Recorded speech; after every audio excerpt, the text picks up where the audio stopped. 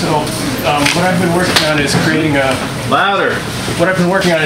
system that compresses images in a way that allows for a universal similarity search, and by that I mean if you've got two pictures that are similar in theoretically any way, it should find a way that they're similar.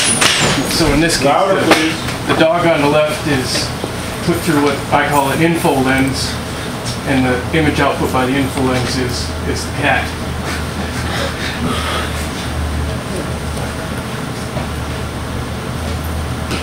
So our current state of technology, we've got cameras which store images and display them good enough for your average human to answer questions later. Like for this particular picture, we can see it's got a sky in the background, snow on the ground, and a stone tower. And even if I had never been to the Grand Canyon, I would never say I don't have good enough artificial intelligence to answer those questions.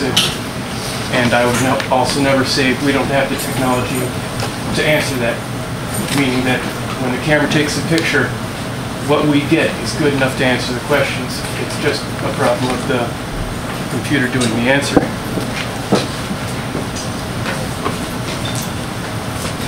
So this is what could be, or currently is. What we want is cameras and a storage system that are good enough so that computers can answer questions about an image immediately. In this case, it would say dog because it would have a database of dog pictures, and this would be the most likely hypothesis. And this guy down here is one of my advisors. His big quote was, in general, domain experts have no idea what's easy or hard for computer science, and that's pretty much coming true in the past few years for him. So similarity is everything, and in fact this formula on the right here, the paper that described the formula, it was called the similarity metric, because as simple as it looks, this is the key to all similarity search. Everything else just approximates it.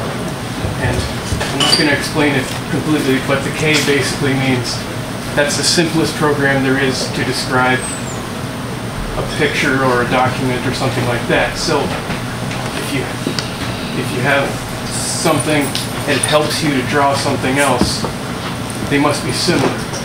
Because if it made it more difficult, you could always just ignore it. So if you're interested in this concept, there's a paper called Towards Perimeter-Free Data Mining, which is probably going to go down in history because it's the future of AI.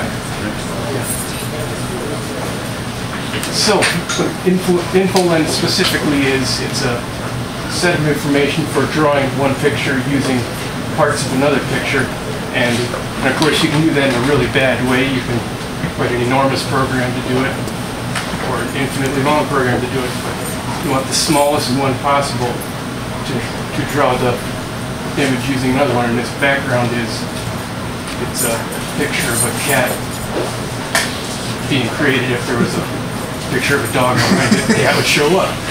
So the difference between a cat and a dog can look like that if you choose to make it in picture form.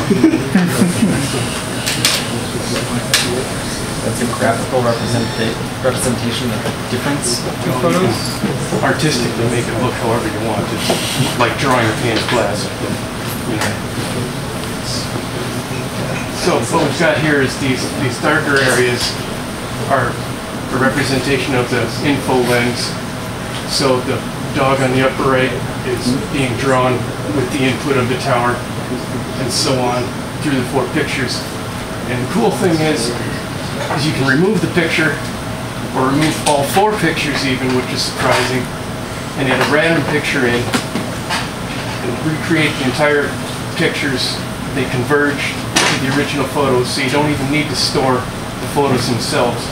So it's a good information compression technique for images.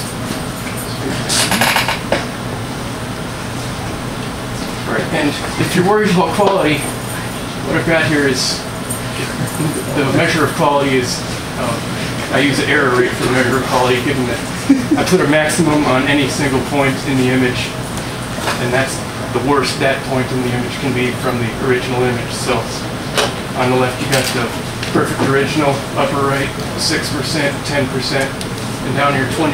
And I think the important thing to get from this is that if you wanted to read what's on the bench, you're okay. But when you get to the worse error ratings, you can still see what the image is about. So, and you can really compress that image on the lower right to a very small size. All right, that's your time. Thank you.